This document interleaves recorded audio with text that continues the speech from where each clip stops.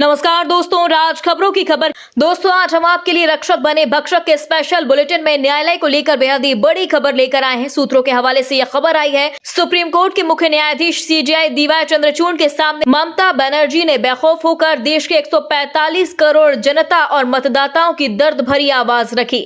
जी हाँ दोस्तों, भारत के पश्चिम बंगाल की मुख्यमंत्री, देश की दीदी ममता बनर्जी ने शनिवार को न्यायपालिका को लेकर बड़ा बयान दिया। उन्होंने कहा कि न्यायपालिका को राजनीतिक रूप से निष्पक्ष, ईमानदार और पवित्र होना चाहिए। मुख्यमंत्री ममता बनर्जी ने यह बात एक कार्यक्रम में 29 जून शनिवार को भारत के मुख्य न्यायाधीश डीवाई चंद्रचूड़ को संबोधित करते हुए कही।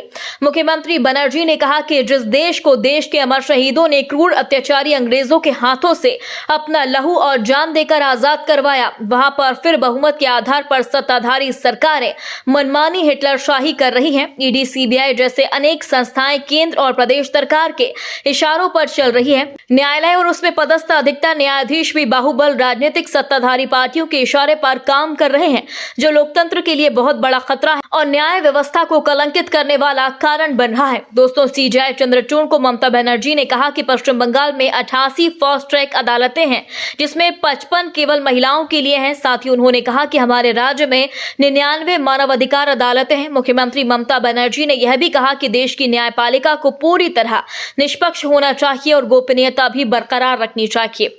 आपको बता दें कि ममता बनर्जी ने भारत की सबसे बड़ी अदालत के मुख्य न्यायाधीश सीजेआई चंद्रचूड़ के सामने मोदी सरकार और ईडी, सीबीआई का नाम लिए बगैर कहा कि न्याय तंत्र हमारे लिए पवित्र मंदिर, चर्च, मस्जिद या गुरुद्वारे की तरह है, पर पिछले 10 वर्षों से यह मंदिर अपनी मर्यादा भूल रहा है। हाईकोर्ट, सुप्रीम कोर्ट से लेकर लोअर कोर्ट के जज राजनीतिक पार्टियों, सरकारों से लोकसभा, विधानसभा टिकट पद पाने के लिए विपक्ष को झूठे केस में फंसाने, परेशान करने से बाज नहीं आ रहे। इन पर सुप्रीम संविधान पीठ को अंकुश लगाना चाहिए। ममता बनर्जी यही नहीं रुके, उन्होंने आगे कहा कि अब भारत में लोकतंत्र को कुचलने की साजिशें की जा रही हैं, इसलिए supreme court, high court, lower court, ED, CBI के साथ अन्य जांच एजेंसियों की भी जवाबदारी तय होनी चाहिए कि वह जिसको अपराधी बता रही हैं, जेल भेज रही हैं, वे यदि निर्दोष हुआ तो उन्हें सजा या दंड, डिमोशन भुगतना पड़ेगा, क्योंकि 10 वर्ष से जांच एजेंसी अपराध के नाम पर विपक्ष पर कार्यवाहियां कर रही है और जैसे ही बीजेपी में शामिल होती है, वह अपराधी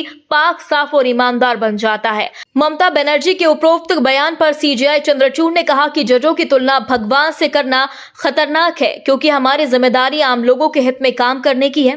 मुख्य न्यायाधीश सुप्रीम कोर्ट ने कहा कि हमें ऑनर या लॉर्डशिप कहकर संबोधित किया जाता है।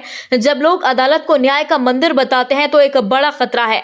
बड़ा खतरा यह है कि हम खुद को उन मंदिरों में बैठे भगवान मानने लगते हैं। यह हकीकत में गलत है। सीजेआई चंद्रचूड़ ने कहा कि जब उनसे कहा जाता है कि अदालत न्याय का मंदिर होता है तो वह कुछ बोल नहीं पाते, क्योंकि मंदिर का मतलब है कि जज भगवान की जगह है। चंद्रचूड़ ने कहा कि बल्कि मैं कहूंगा कि जिन जजों का काम लोगों की सेवा करना है। दोस्तों, आपको बता दें कि जब ममता बनर्जी ने भारत की लड़खड़ाती न्याय व्यवस्था का आईना दिखाया और चंद्रचूड़ जब ममता के कथनों पर जवाब दे रहे थे, तब बनर्जी भी वहां बैठी हुई थी। डीवाई चंद्रचूड़ ने कहा कि जब आप खुद को ऐसे व्यक्ति के रूप में देखेंगे जिसका काम लोगों की सेवा करना है, तो आपके अंदर दूसरों के प्रति संवेदना और पूर्वाग्रह मुक्त न्याय करने का भाव पैदा होगा।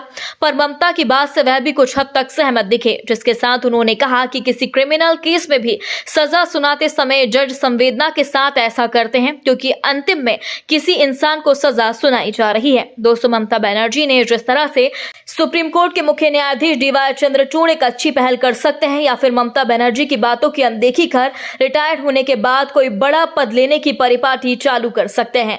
दोस्तों, इस पूरी खबर पर आप अपनी राय जरूर दें। यदि आपने अभी तक हमारे चैनल को सब्सक्राइब नहीं किया तो प्लीज बेल आइकन दबाकर अभी हमारे चैनल को सब्सक्राइब करें। अगली ताजा अपडेट्स के साथ हम जल्द ही आपके बीच हाजिर होंगे। तब तक के लिए नमस्कार, जय हिंद।